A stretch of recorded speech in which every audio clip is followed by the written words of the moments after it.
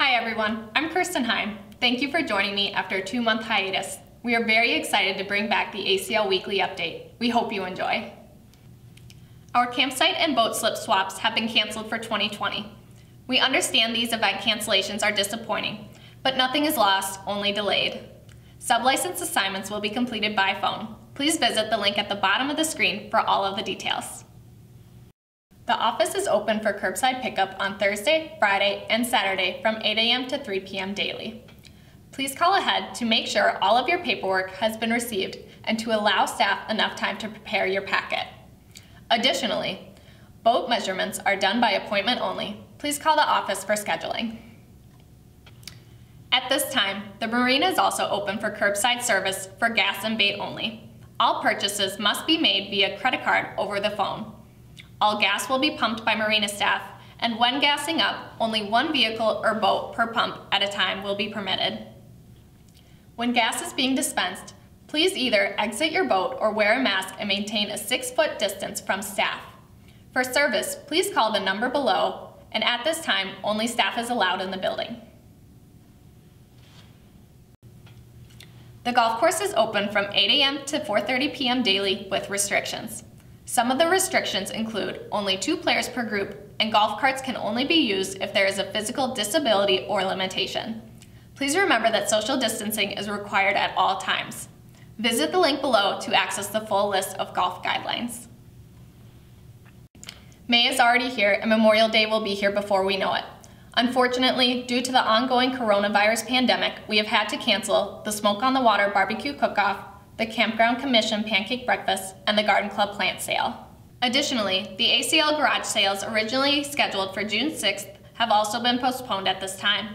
We are hoping to bring them back later this summer. Though we have had to cancel several of our events this year, we look forward to their return in 2021.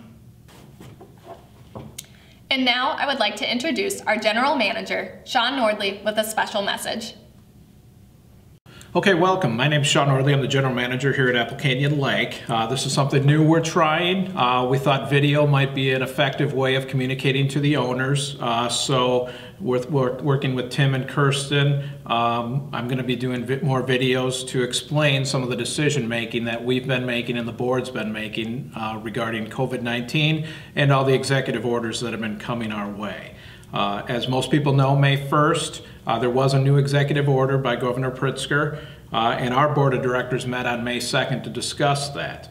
There's a few hot topic items in that executive order that I'm going to go over and kind of explain the decision making behind those, what we decided to do at Apple Canyon Lake. The first one is boating, and the executive order says that boating is allowed now, but the limit is 2 people per boat. No exceptions.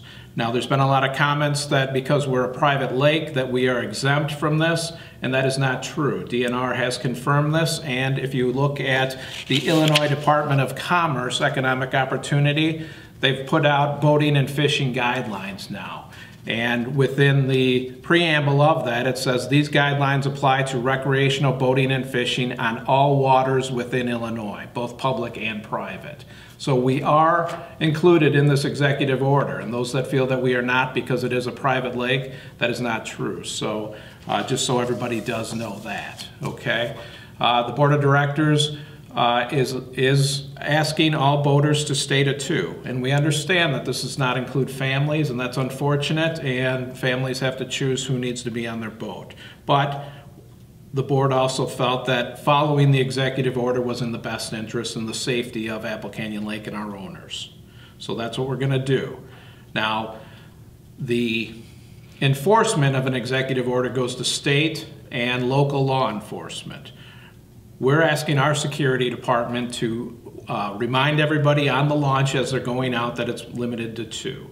And also to give warnings on the lake, and this is what we've been directed to do. So that's what we will be doing. It's up to everybody to follow the executive order, and we hope that most people do follow it, or actually everybody follows it. And unfortunately, it gives you the opportunity to go on the lake, but if you have to choose who goes on the lake with you, unfortunately that's what we have to do for now. On the golf course, there's restrictions that have been put out. Those are the golf operational restrictions. You are allowed to golf. There's 2 people per group, And as far as golf carts, they're only allowed if you have a physical disability or a limitation. So when you call the golf course to book your tee time, if you have a limitation or a disability, you need to let the pro shop know that so you can rent a cart. We are allowing private carts for those that have a disability or a limitation, but only that. If you have a private golf cart but you have no limitations, you cannot use that cart, okay? We are also saying that 1 per cart unless you're in the same household. So friends can't ride in the same cart, okay? So that's what the rules are there. We also have a link to the golf operational restrictions for that. Another topic is the trails, and how come the trails aren't being mentioned at all, and how come I can ride with my whole family on the trails. The executive order has not identified any issue with trails or UTV riding. That's why we've allowed people to ride. We do have reminders on the trails regarding social distancing, and we're asking people to social distance out there. This past weekend we did have some grouping up at the President's Bay Beach, and we're asking people not to do that, okay? It goes against social distancing, and if we have issues that we see more of this, we'll have to make adjustments and changes, and hopefully that doesn't come to that where we'd have to restrict who's riding and what we have open and not open. For the campground, that's another issue. The executive order is still maintaining that campgrounds are not open. We have a state license for our campground, and we've checked with the health department who's over that license to ask them if we did open, could we lose that license? And they said yes. We could also be fined.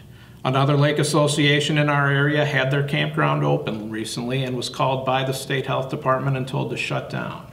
I've been following the KOA in Lena, and they are going along with the executive order, and at this point they are not opening until June 1st, as are many other campgrounds. So that is our decision on the campground. We're watching it. It is a phased, I guess a phased way of opening parks and campgrounds, so we're hopeful that possibly in the next phase we would be able to allow camping in our campground.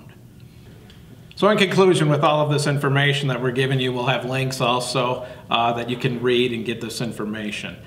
Overall, we understand that this can be frustrating and scary right now, and we're all going through it. And we might not agree with the executive order, but it is in the best interest of all of us to follow the executive order to make sure that we're safe. Our concern is with the owners and obviously with staff being out there servicing everybody to make sure that we're all safe. So please do your part. Please follow the executive order, and hopefully soon we'll be able to do more things throughout the summer and maybe one day get back to normal. Thank you. We hope that this ACL Weekly Update has been informative and helped bring clarity during these uncertain times. Thank you for joining me. I'm Kirsten Heim, and this has been your ACL Weekly Update. We'll see you next week.